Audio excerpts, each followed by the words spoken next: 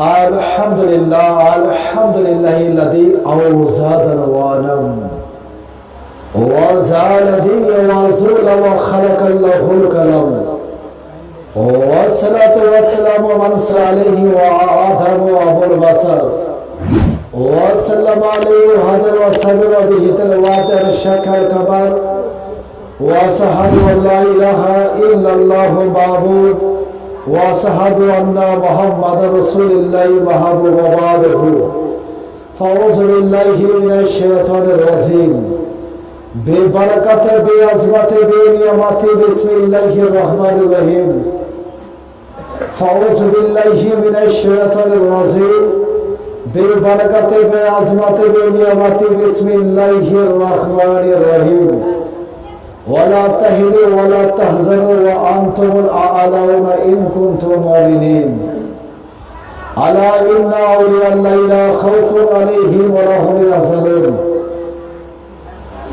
ما زال عبدي تقرب إلي بالنوافل حتى أحببت فقت النبي سمع النبي يسمعه النبي آمنت بالله صدق الله العظيم وصدق رسوله النبي الأمين বাতিলুল মুবিনুল মুঈজুল মুকিমুল কারীম ওয়া নাহনু আলা যালিকা লামিনাশ শাহিদিন শাকিরিন ওয়া আলহামদুলিল্লাহি রাব্বিল আলামিন। যাবতীয় তারিফ হামদুলিল্লাহ প্রশংসা মহান আল্লাহ পাক রব্বুল আলামিনের নিমিত্তে, যে আল্লাহ পাক রব্বুল আলামিন অক্ষয় অভয় অনন্ত অসীম ওয়াহদাহু লা শারীকা লাহু, যে আল্লাহ পাক রব্বুল আলামিন গুণবাচক নাম রহমান হান্নান মান্নান দাইয়ান, যে বিশ্ব বিধাতা মহান স্রষ্টা করুণাময় রব্বুল আলামিন বড় ভালোবেসে বেছে বেছে আমাদেরকে উম্মত রূপে সৃষ্টি করেছেন, উম্মত করে প্রেরণ করেছেন।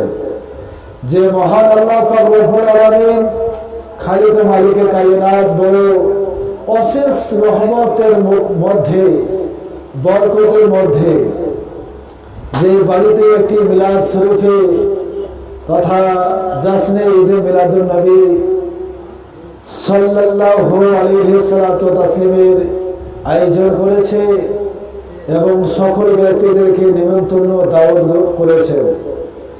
তো সবাই কেরাম এবং কি দিনের বেলার মধ্যে খাওয়া দাওয়ার ব্যবস্থা করেছেন বেরাদার।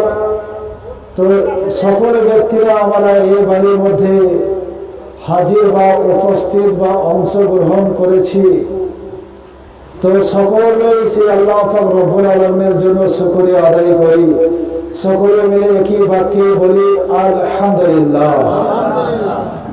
অতঃপর তারপর ধর্মের গুরু, ধর্মের নেতা, বিশ্ববিধাতা মহান স্রষ্টা করুণাময়, বিশ্ববিধাতা মহান স্রষ্টা করুণাময় হাবিব, যে নবী মুস্তাফা আকাই কামলি মাকাম, যে নবী মুস্তাফা মক্কার সরদার, মদিনার তাজদার, দয়ার ভান্ডার, রহমতের ভান্ডার, জান্নাতের মালিক মুক্তার, হাবিবে কি দিগার নাইবে পারওয়ার দিগার, শান শাহজিবাকার, উম্মত দরদি নেতা, গায়বের সংবাদদাতা, উদার চিতা, আব্দুল মুত্তালিবের শ্রেষ্ঠ পোতা, যে নবী পাক সাল্লাল্লাহু আলাইহি সাল্লাম হাসিলে জান্নাত খুশিতে ভরিয়া যায়, যে নবী মুস্তাফা কান্না করিলে জাহান ভরিতে ভরিয়া যায়।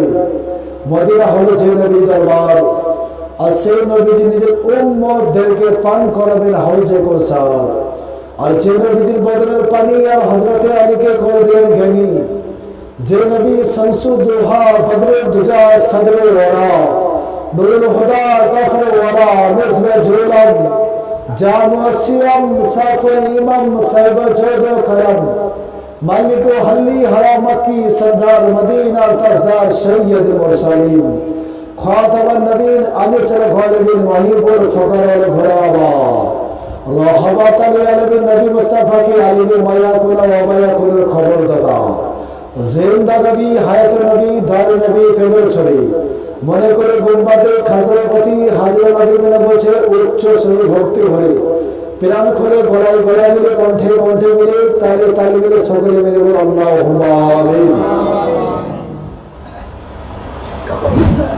हे कौले मोहम्मद हले खुदा फरमाना बदला जाएगा, हे कौले मोहम्मद, कौले खुदा फरमाना बदला जाएगा, बदलेगा ज़माना को मगर कुरान ना बदला जाएगा। जरूर बोलो सुभान अल्लाह।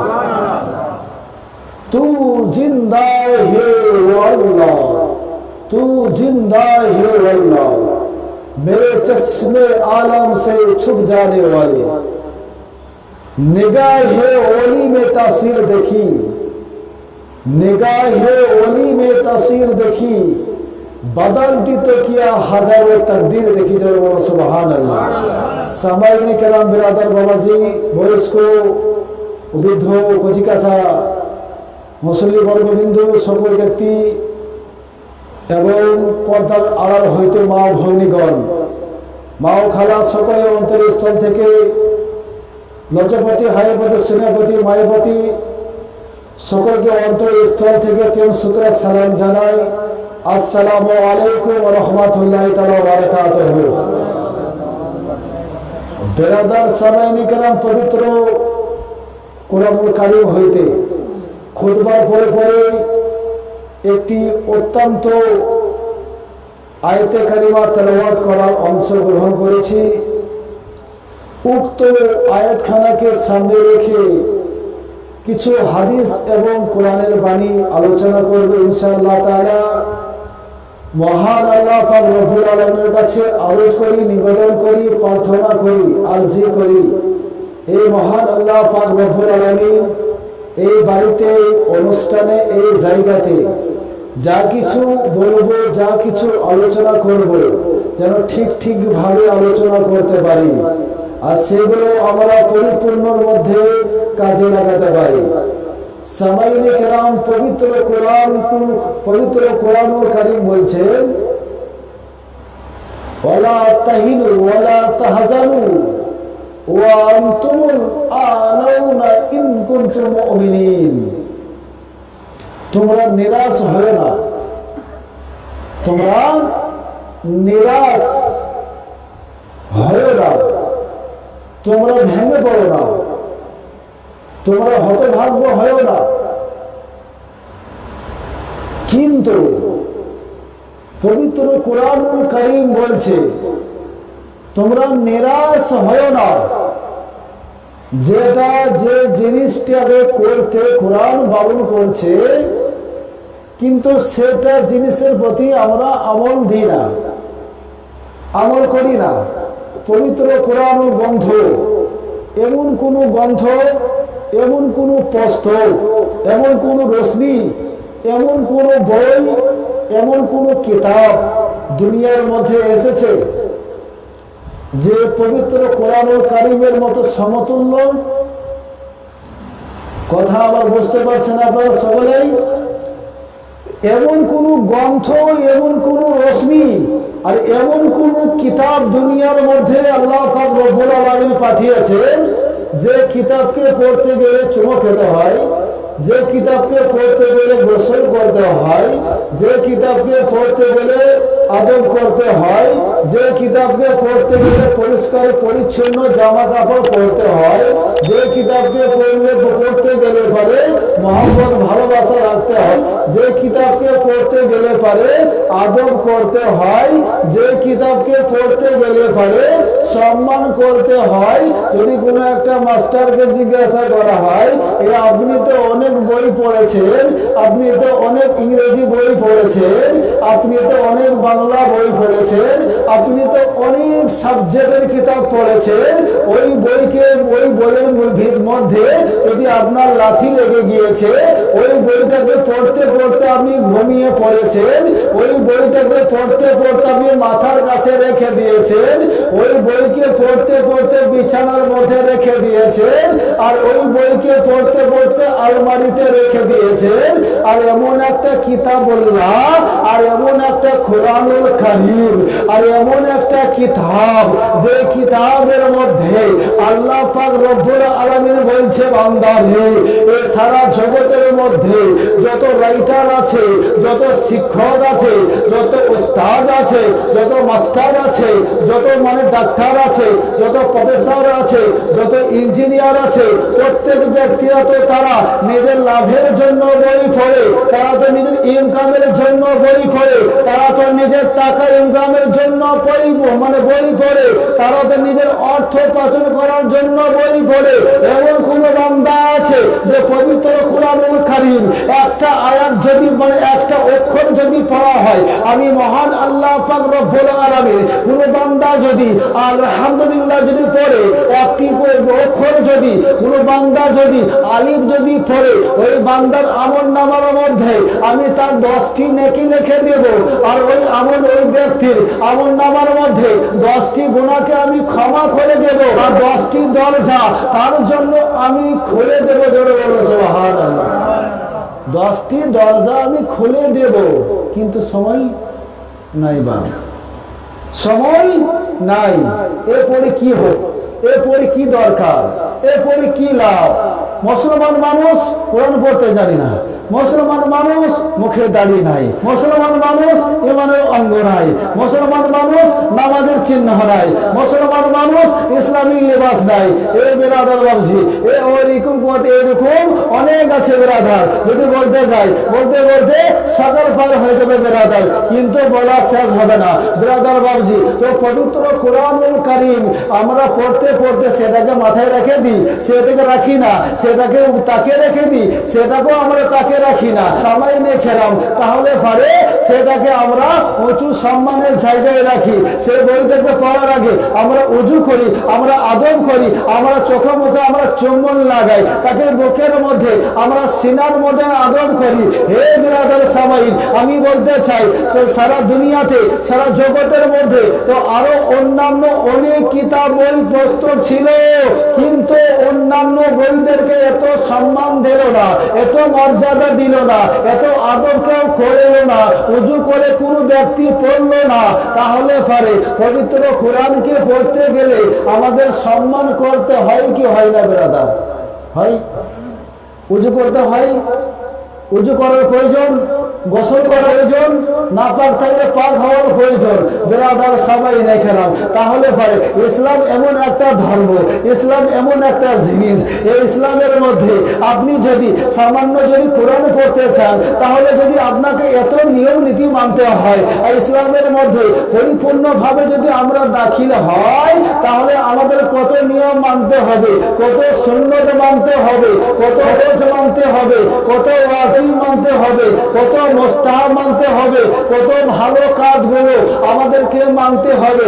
সামাইনে খেলাম, তাহলে পারে আমি কিন্তু বলতে চাই আরো অন্যান্য বই, আপনারা তো বলবেন যে আরো তো অন্যান্য কিতাব ছিল, আরো তো অন্যান্য বই ছিল, মহাভারত ছিল, গীতা ছিল, রামায়ণ ছিল, 4 বেদ ছিল, 22টা পুরাণ ছিল।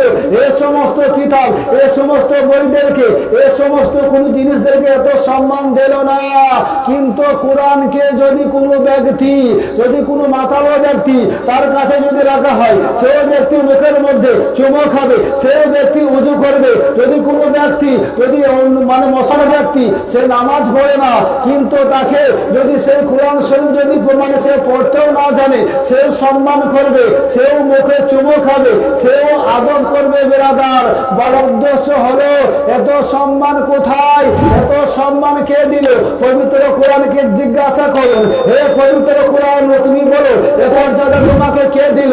এ শুধু চেচুড়ি গ্রামবাসী উজু করে কোরআন শরীফ পড়তে বসে না, মাথায় টুপি লাগায় না, তারা গোসল করে না। সারা জগৎ, সারা বিশ্ব, সারা কুল কায়নাতের ব্যক্তি, সারা মুমিন ব্যক্তিরা যত আছে সকল ব্যক্তিরা তারা কিন্তু যদি কেউ গোসল না থাকে তাকে গোসল দেয়, যদি কোনো ব্যক্তি উজু না থাকে সে ব্যক্তি উজু করে, এবং সমস্ত পবিত্রতা সমস্ত মহিমা সে ব্যক্তিরা তারা পূর্ণ করে, তার হয়ে কোরআন পাঠ করে। বেরাদার সামাইনে কেরাম, তাহলে সে কোরআনকে জিজ্ঞাসা করবে, হে কোরআন তুমি বলো এত সম্মান তোমাকে কে দিল?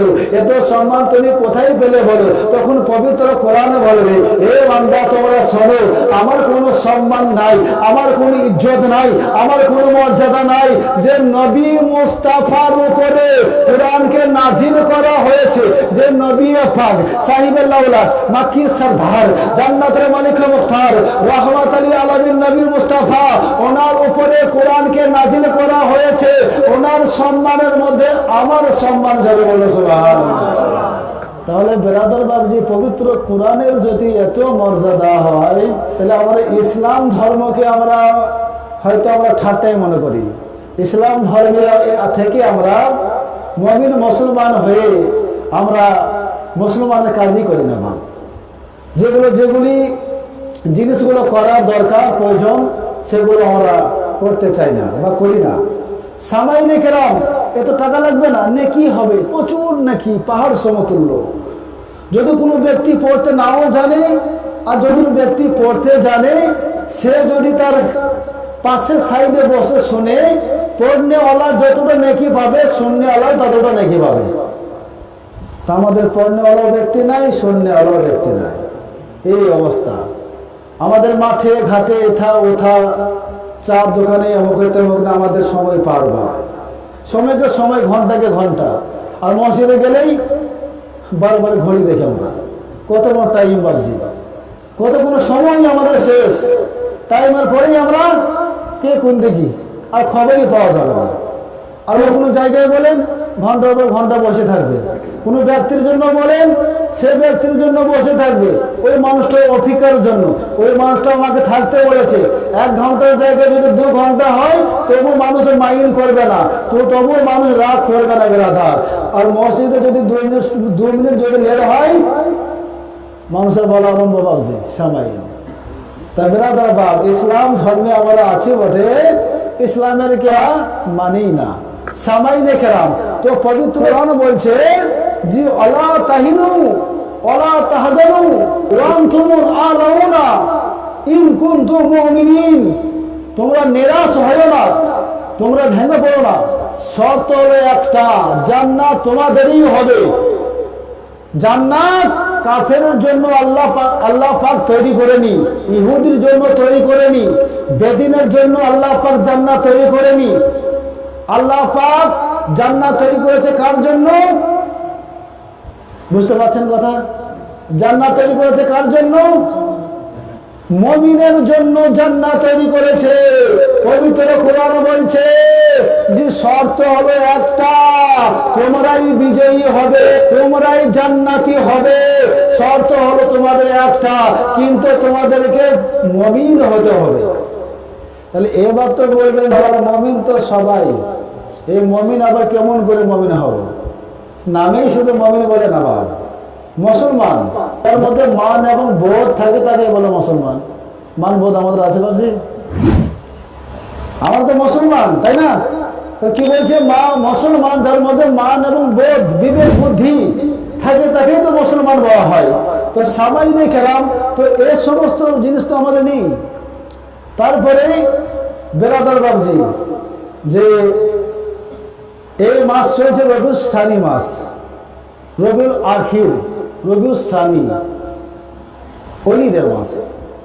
এ মাসে অলিদের অনেক অলিগণ, পীরগণ, অনেকদের ফাতেহা, অনেকদের জন্ম হয়েছে। সামাইনে কেরাম, যেমন এই মাসে বড় পীর আব্দুল কাদের জিলানী জন্ম হয়েছে।